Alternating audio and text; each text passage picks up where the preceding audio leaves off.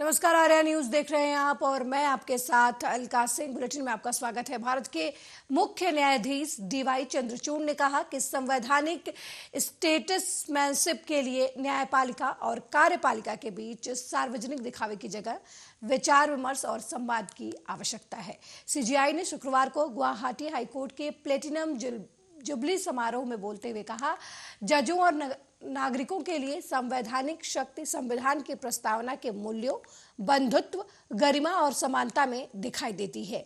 CJI ने कहा कि न्यायपालिका की वैधता उस विश्वास में है जो वो नागरिकों से प्राप्त करती है। ये विश्वास केवल कारक से तय होता है कि क्या हम संकट और आवश्यकता के समय नागरिकों की पहली और अंतिम पसंद बनते हैं। मुख्य न्यायाधीश ने यह भी कहा कि कार्यपालिका, विधायिका और न्यायपालिका जैसे तीनों अंग राष्ट्र निर्माण के काम में लगे हुए हैं, लेकिन न्यायपालिका पक्ष पर नागरिकों का विश्वास न्यायिक स्वतंत्रता के लिहाजा से सबसे ज्यादा है।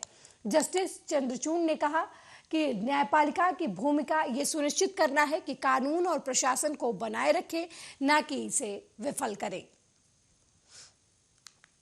Relations between the executive and the judiciary on the administrative side have to be marked by a sense of robust constitutional statesmanship. All three arms of the state, the legislature, the executive and the judiciary, are engaged in the common task of nation building.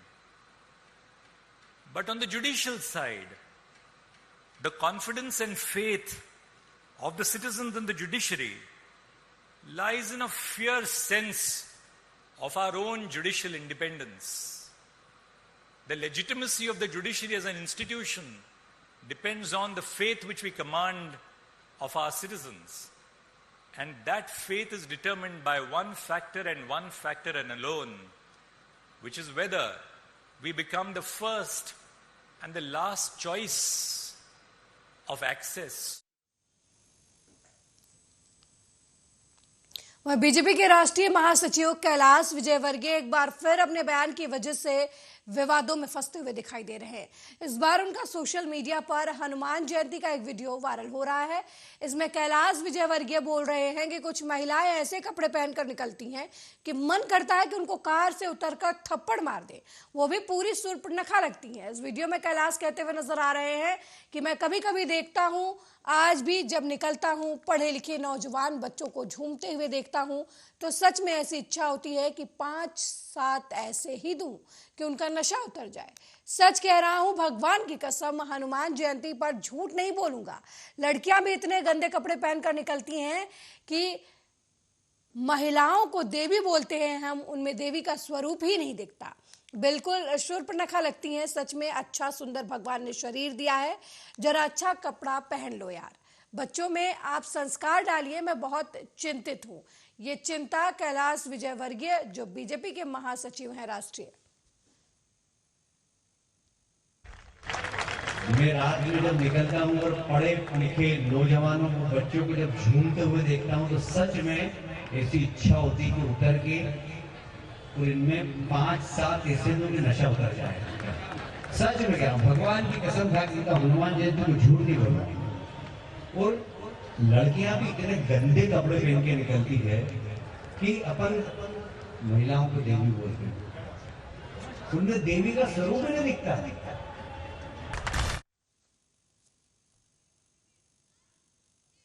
अगली बड़ी खबर अयोध्या से है, जहां अयोध्या धाम में पूजा करेंगे DGP. Ram जन्मभूमि परिसर की सुरक्षा का लेंगे जायजा, अपराध को लेकर करेंगे समीक्षा बैठक।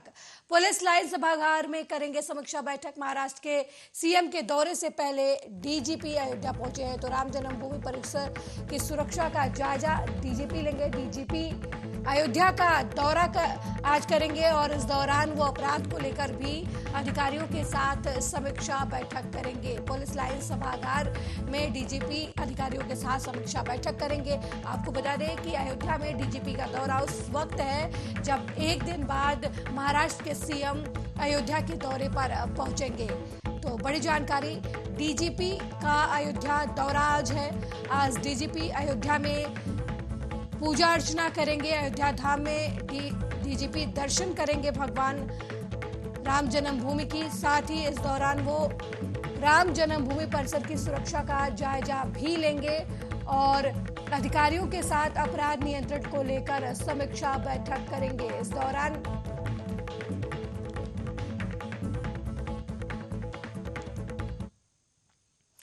वहीं तिरवा मेडिकल कॉलेज में बंद पड़ी व्यवस्थाओं की वजह से लोगों की जिंदगी दम तोड़ रही है।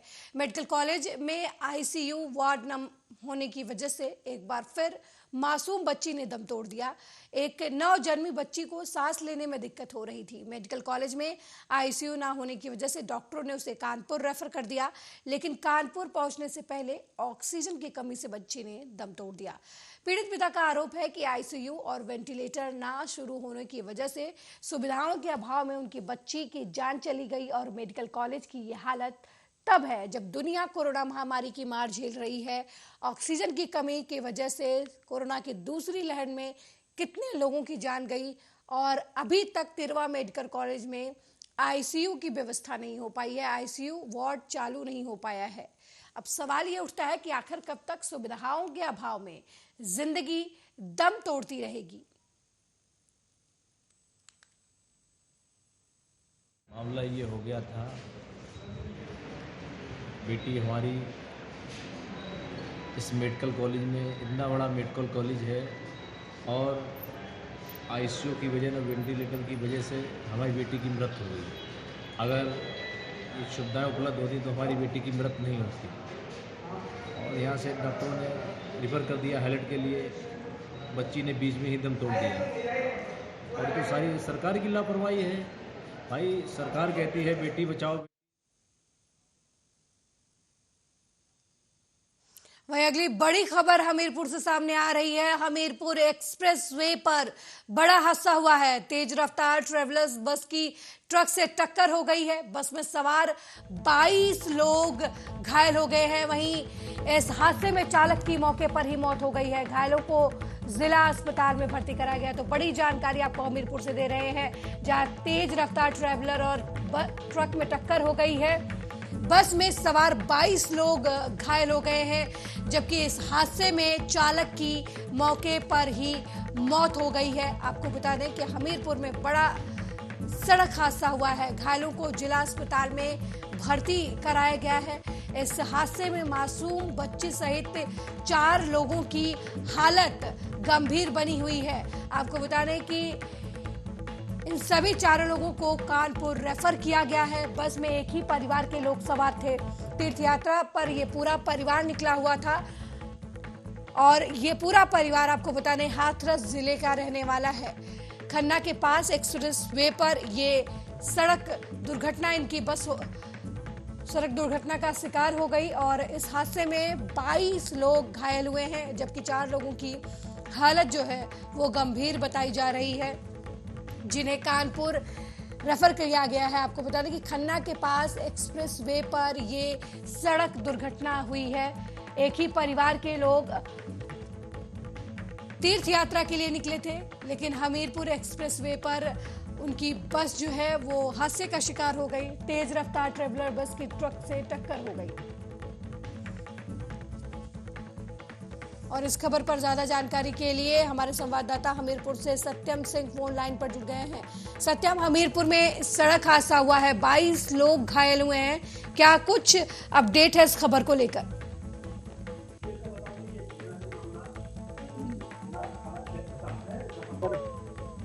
सुबह मॉर्निंग में एक जो ट्रेवलिंग बस थी वो ट्रक में जाकर के जो है मिल गई। जो ट्रक खड़ा था वो खड़ा था और वो गाड़ी खराब भी थी, जिसकी वजह से जो ट्रेवलर ड्राइवर था उसने ध्यान नहीं दिया और पीछे से टक्कर मार दी, जिसमें जो चालक था उसकी मौके पर मौत हो गई। फिलहाल जो लगभग 2 दर्जन यात्री उसमें जो सवार थे वो घायल हो गए हैं, जिनमें से 4 लोगों को कानपुर रेफर किया गया है। अलका सत्यम, ये बस में सवार लोग कहाँ के थे और किस तरफ जा रहे थे?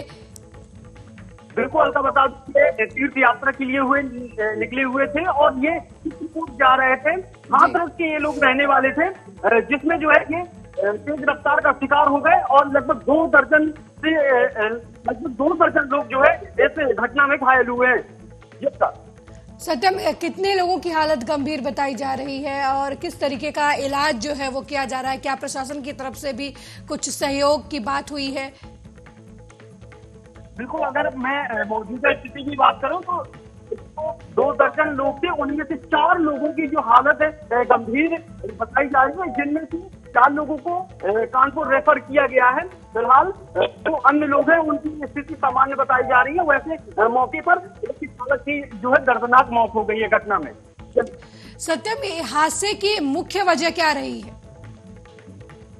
हादसे की मुख्य वहाँ के जो थाना प्रभारी है, जब मैंने उनसे बात की तो उनका कहना है कि जो चालक तो नींद आने की वजह से घटनाक्रम हुआ है। अलका, जिस ट्रक में बस जाकर भिड़ी है, क्या वो ट्रक सड़क किनारे खड़ा था या फिर वो दूसरी दिशा से आ रहा था? इस बारे में कोई जानकारी?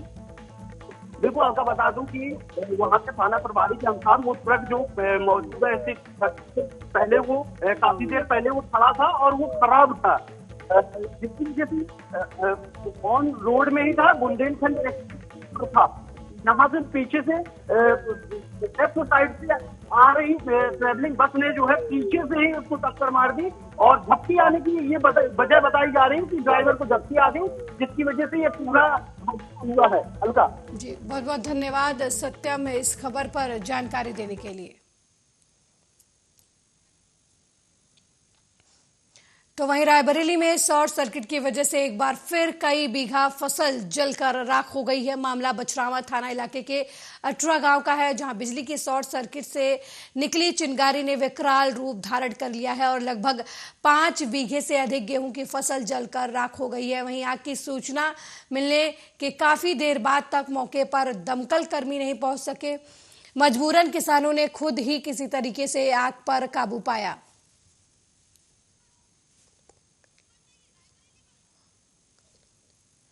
तो लगातार रायबरेली से फसलों के जलने की खबरें सामने आ रही हैं और उसके पीछे की वजह जो है वो शॉर्ट सर्किट बताई जा रही है। अक्सर बिजली के तारों की वजह से किसानों को काफी नुकसान झेलना पड़ रहा है।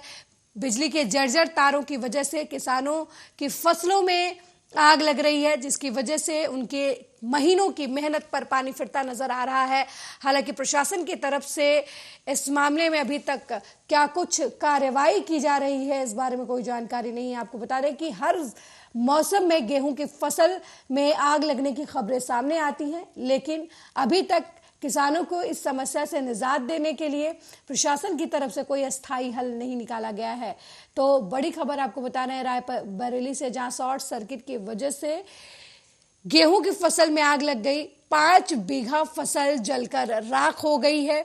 आपको बता दें कि आग लगने के पीछे की वजह शॉर्ट सर्किट बताया जा रहा है। ऐसा कहा जा रहा है शॉर्ट सर्किट की वजह से चिंगारी गेहूं के खेत में गिरी और फिर आग ने विकराल रूप धारण कर लिया। लोगों का आरोप है कि दमकल विभाग को इसकी जानकारी दी गई, लेकिन समय पर फायर ब्रिगेड की गाड़ी नहीं पहुंची। लोगों ने खुद किसी तरीके से आग पर काबू पाया, लेकिन तब तक 5 बीघे गेहूं की फसल जलकर पूरी तरीके से राख हो गई।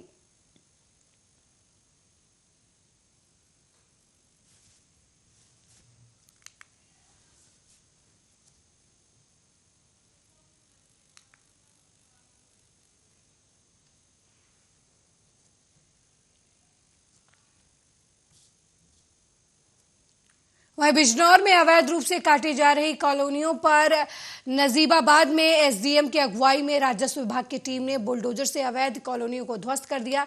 एसडीएम के नेतृत्व में घंटों तक चली इस कार्रवाई के दौरान माफियाओं में हड़कंप मचा रहा। तहसील प्रशासन के नोटिस के बाद भी कॉलोनी के कागज पूरे नहीं कराए गए थे, जिसके बाद एसडीएम ने अवैध कॉलोनियों को ध्वस्त करा दिया।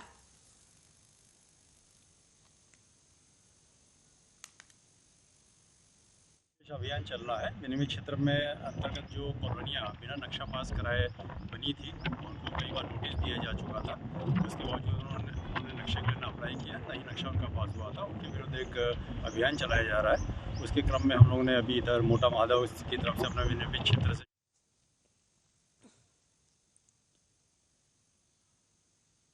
वहीं जेल गबन कांड के मुख्य आरोपी उषा राजे के बैंक लॉकर से कुबेर के खजाने जैसा सोना चांदी मिला है।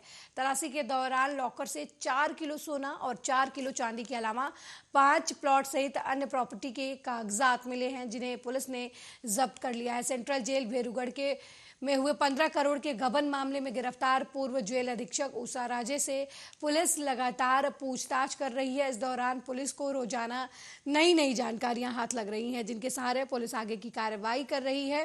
कल पुलिस ने सेठी नगर स्थित बैंक ऑफ इंडिया से उषा राजे के बैंक लॉकर की जांच की। इस दौरान लॉकर से 4 किलो सोना, 4 किलो चांदी, भोपाल में स्थित 4 प्लॉट और 1 फ्लैट के अलावा चांदी के बर्तन मिले हैं। उज्जैन जिले के थाना भेरूगढ़ के अपराध क्रमांक 95/23, जहां पे ट्रेजरी ऑफिसर के आवेदन पे 67 खाताधारकों के जिनके डीपीएफ की अमाउंट या राशि निकाली गई थी, तो लगभग 15 करोड़ के गबन की शिकायत हुई थी, जिसकी जांच की गई थी। इसमें 13 आरोपी थे, जिसमें से 9 की गिरफ्तारी कर ली गई है और बाकी की भी एसआईटी के द्वारा जल्दी गिरफ्तारी के प्रयास किए जा रहे हैं। कल जो उषा राजे का लॉकर खुला था, उसमें 3 किलो के आसपास 4 किलो के आसपास सोना, 4 किलो के आसपास चांदी, इसके अलावा कुछ पूर्व की रजिस्ट्रियाँ जिनकी समयावधि देख। वहीं रायबरेली में चोरों के हौसले बुलंद है। चोरी का नया मामला ऊंचाहार खत्री टोला वार्ड नंबर 4 का है, जहां वीरेंद्र नाम के व्यक्ति के घर में रात अज्ञात चोरों ने घुसकर लगभग 70,000 नकदी सहित लाखों के जेवरात पर हाथ साफ कर दिया। वहीं घटना की सूचना पाकर मौके पर पहुंची पुलिस ने मामले की जांच पड़ताल शुरू कर दी है। हमारे यहाँ घटना घटी है, हमारे घर में चोरी हुई है रात में कैसे? रात में हम लोग सब सो रहे थे, रात में चोरी हुई। सुबह हमने देखा, हमारी मैडम ने देखा, दरवाजा ताला खुला था, यहाँ चोरी सारा सामान यहाँ बिखरा था, बक्सा के अलमारी का सब पूरा मतलब सामान बिखरा था। नाम कितने चोरी होगी आपके यहाँ पूरा?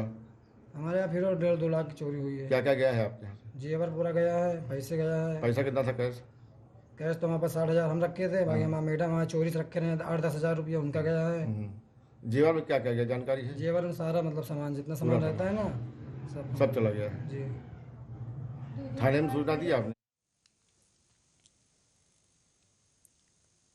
वहीं नई दिल्ली के एआईसीसी कार्यालय में प्रेस वार्ता को संबोधित करते हुए राजस्थान के स्वास्थ्य मंत्री प्रसादी लाल मीणा ने राजस्थान सरकार में चिरंजीवी स्वास्थ्य योजना के बारे में बताया। प्रसादी लाल मीणा ने कहा कि कांग्रेस इस योजना को पूरे भारत में लागू करना चाहती है और इसके लिए वो पीएम मोदी से मांग करेगी और विश्वास है कि वो इस योजना को पूरे भारत में लागू करेंगे। इस योजना के तहत अब 25 लाख तक की स्कीम को लागू किया जाएगा, जिसमें राजस्थान सरकार ने 2 अक्टूबर से पूरे ओपीडी में निःशुल्क दवाई देनी शुरू की, जो आज तक लागू है। पूरा प्रदेश इसका लाभ उठा रहा है। स्वास्थ्य मंत्री प्रसादी लाल मीणा ने कोरोना को लेकर कहा कि इससे निपटने की पूरी तैयारी कर ली गई है। वहीं राइट टू हेल्थ बिल पर बोलते हुए कहा कि राजस्थान के गवर्नर के पास इसे भेजा गया है, उम्मीद है इसे जल्द पास कर लागू किया जाएगा।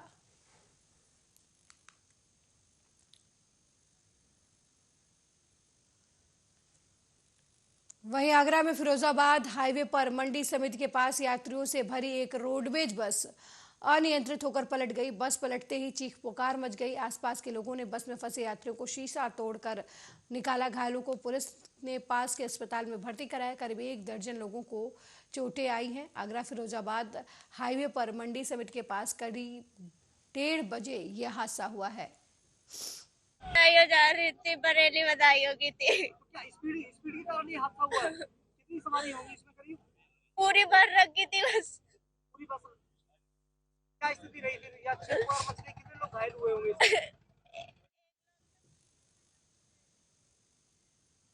वहीं बिजनौर में चोरी छिपे सरकारी लकड़ी को गाड़ी पर लाद कर ले जा रहे माफियाओं को वन विभाग की टीम ने घेराबंदी कर पकड़ लिया है।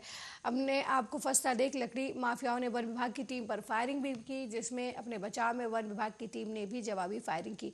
हालांकि दोनों ओर से चली फायरिंग में कोई घायल नहीं हुआ। वहीं वन विभाग की टीम ने मौके से एक माफिया को लाखों की लकड़ी के साथ गिरफ्तार कर लिया, जबकि 3 लकड़ी माफिया भागने में कामयाब रहे। रात करीब हम लोग जो है गश्त पे थे, तो सुबह लगभग 4:35 पर हमें एक गाड़ी जंगल से बाहर की तरफ आती हुई दिखाई दी, जिसको रोका, हमने चेक किया। चेक करने से पहले उनकी तरफ से जो है फायरिंग शुरू हो गया। इधर से जवाबी फायरिंग हमारे द्वारा भी किया गया है। जो है एक आदमी को पकड़ा है अभियुक्त को, और जब गाड़ी को चेक किया तो उसमें यूकलिप्टस की सरकारी लकड़ियाँ भरी हुई थी, जिसको बरामद करके लकड़ी और अभियुक्त को अरेंज कार्य। अगली खबर छत्तीसगढ़ के सरगुजा जिले से है, जहां अंबिकापुर में पत्नी के हमले में पति की मौत हो गई। ये घटना लटोरी गांव की है, जहां पर शिवधरन नाम के व्यक्ति पर उसकी पत्नी ने धारदार हथियार से हमला किया। ऐसा आरोप है कि शराब के नशे में पत्नी से आए दिन पति विवाद करता था। किसी बात को लेकर पति पत्नी में एक बार फिर विवाद हो गया और पत्नी ने पति पर धारदार हथियार से हमला कर दिया। आनंद फानन में परिजनों ने शिवधरन को मेडिकल कॉलेज अंबिकापुर में भर्ती कराया, जहां उनकी मौत हो गई।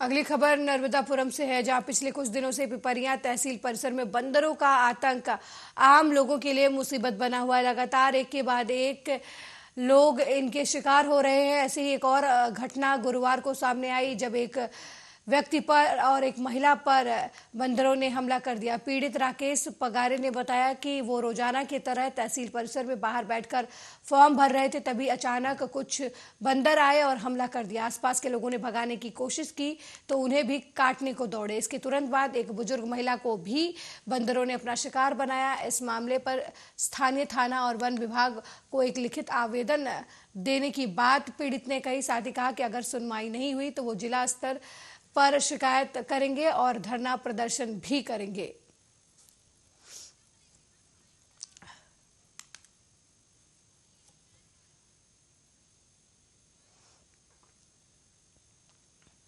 मेरे साथ इस बुलेटिन में फिलहाल इतना ही। देश दुनिया की तमाम खबरों को देखने के लिए देखते रहिए आर्या न्यूज़। नमस्कार।